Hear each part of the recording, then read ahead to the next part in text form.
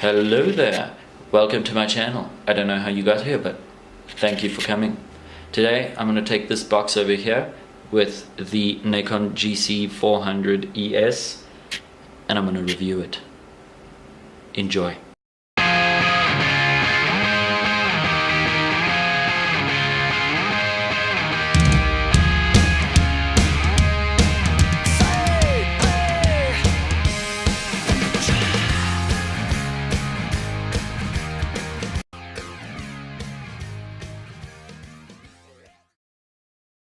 So, what do you get in the box? You get a controller that is compatible with X input, direct input, and it can also emulate the keyboard and the mouse. So that is, it's an interesting concept, and I mean, let's have a look at it, right?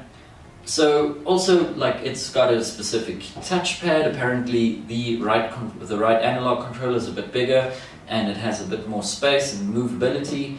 Let's have a look. Apparently you do need software for the keyboard and the mouse functions to function properly. Alright, so first out, after cutting the obvious plastic stickers that keep this thing together, you slide this one out the box. Nice little Nacon over there, and I see the logo there and there. Very, very nice packaging. This is how you do things like Indiegogo right. You make the packaging look good.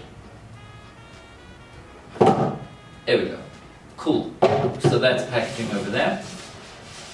And first things first, you notice your very interesting instruction booklet. I am probably going to skip through the... Okay, no, never mind. It has information on how this thing works, switches between the direct input, the X input, and the Pro Gamer mode. Also, it explains kind of the software and where to get it, how to get it, all of those things. Cool. Then I've got a bunch of stickers over here. Very, very nice. Textured stickers. They've all got this texture going on here. Very interesting. Very nice to add. Good for branding, I say. Then we've got this in here as a little sleevey sleeve, so that dust doesn't get all over the place. And then, boom, we have our controller right over here. I'll get to this later. We've got our cable. Now, first thing that you'll notice is actually the fact that it's got a very large USB head, and the connection into where the remote connects into is 4 points.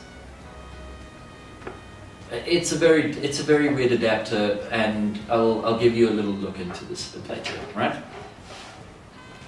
Then we've got our weights, because apparently you can put weights into the handles of this so that you can have some weight control and just make it an everyday more uncomfortable experience. So we've got 17 grams, 2 times 17 grams, we've got 2 times 14 grams, and we've got 2 times 10 grams of these things. Also, we've got a key holder or a key something or another. Not sure what this is for yet. We've got the Gamepad controller with a lot of... Ooh, that's nice, actually. That is comfy. And you've got the 4 extra buttons in the back over here for your index and middle finger enjoyment. Well, index is here, middle finger enjoyment. Then the D-pad feels nice and chunky. The buttons are chunky as hell. Very comfy. The triggers have this very nice resistance. Yeah. Very, very comfortable. Obviously, we'll have to see where this goes in game. Then we've got the last thing in the box. Yeah. We've got a bag. Nice little travel bag over here. It seems that you would be able to actually put everything in here. It might be a bit bulky, but here we go. That is there. Also, very nice logo on here. Very, very cool. Also, thank you for having a cool logo, because most people's logos suck these days. So thank you very much for that, Nacon. Could you have just chosen a better name so we know what the hell, how to say your name? Nacon? Naked? So, I've been playing with this for a little while now, and I'm a bit confused, to be quite honest. So, it's wonderful when you have the software you've always been using for one of these remotes, especially like an Xbox thing, X360 CE, what is it called actually, let me check. X360 CE. When you have that software and you have this remote and you play this one on X input mode or direct input mode, I'm not sure which one it is. I mean, it works perfectly. It integrates with the game. You don't have to make a lot of button choices really. It's basically the best option that you would have. So then if you look at the software, they give you the option to put on different profiles onto this controller. So essentially they would like you to go into this one, the Pro Gamer mode, which makes this the LED on this Joy controller over here red, okay? And then they indicate which one of the following functions you're on using the white LEDs on top of the start button section, right? And that's all cool, well and good. But if you have a look at their software, which is very difficult to download, by the way, even if you have bought a product and even if you have registered, it's a bit of a clunky process, and I hope they kind of better it in the future. So they give you a couple of different interesting profiles that you can put onto here in the Pro Gamer mode, and they also give you the option to create your own, which is wonderful. So you can basically map any of these buttons over here to a button on your joystick, and then your right analog controller will always be the mouse. And as cool as this idea sounds, there are some issues with it, and that is that the software that they give you is a little bit clunky. It doesn't completely just get through to the way you want it to work. I've had to create profiles multiple times at a point, and to make sure that they work and they log on, it's a bit of a tiresome process. Luckily though, they do have some presets for things that you would want to use this on, maybe. So I created one for Grand Theft Auto 5. I mean, it works, it's not bad, and if you didn't like the original way that the the command keys were for the Xbox and for the PlayStation, and also if you play it with the remote on the computer, then you can remap that, which is actually really cool, except it kind of works well. I mean, anything with a really good PC port from a console on this works well if you just do it on the X input mode or the direct input mode, whichever one the game uses. And I mean, the game makes sense using those buttons predefined. If you're playing something else, they do have a Nacon themselves made a League of Legends profile. I haven't tested this out, and I think that's probably where I might change my mind whether or not I like or I dislike this pro gaming mode, or if I'm just going to use this as any old controller anyway. So that's what I'm going to do right now. Let's have a look. So I've been playing with this for a while now.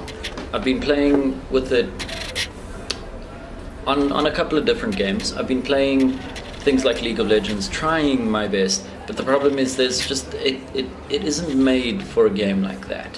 It isn't made for a lot of like strategy games unless you want to sit back, relax, be on the couch and then play without even having a mouse or a keyboard nearby. Sure, this can do that. This can do that decently. If it does it properly, I think it'll always come down to a point where the keyboard and the mouse will be the master of the story, unless you get like a game that has integrated controller controls, sort of like GTA when you do it through X360 CE, or racing games or things like that. I think platformers that don't have remote design, which kind of forces you to use the keyboard, this is perfect for. Also, a lot of games where you'd like to change the button layout and the game doesn't allow you to, this does that. Or if you have a application or some other use that needs keyboard buttons or mouse movement to be used, but you don't have a mouse or keyboard, or you don't want to, or you'd like to relax. Personally, I would use this for lighting design and doing a show, because I have to lean over uncomfortably and press a button for a cue to go, where I could literally just have this remote chill back here and assign the go button to one of these. So I just trigger it, boom, or I go back, boom, and that's cool, that's fine. Oh, I want to change something? No, I'm not even gonna bother, I'll just use this over here. So that's fine.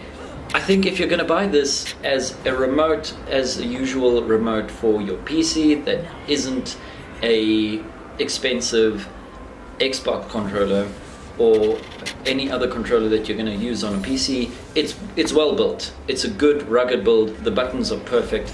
It's got a lot of usability. It works with most games. If you're going to use it, if you're going to buy it to play every single computer game in the world, sure, you're going to have to really take your time to perfect most of the games, because some games have completely confusing button presses, you know, in excess of 12 keys. So, I mean, do check that out before. If you really wanted something with a lot more sensitivity than this has, I mean, the Steam controller has a touchpad, which, I mean, with all the flaws of a touchpad, kind of does emulate a mouse pretty well. This is a different mechanism. It's made for a different reason. So having it become a mouse inadvertently does have its flaws. Would I play League of Legends on it? Not really, no, I wouldn't. But can I find a lot of uses for it where I would actually use it? Absolutely.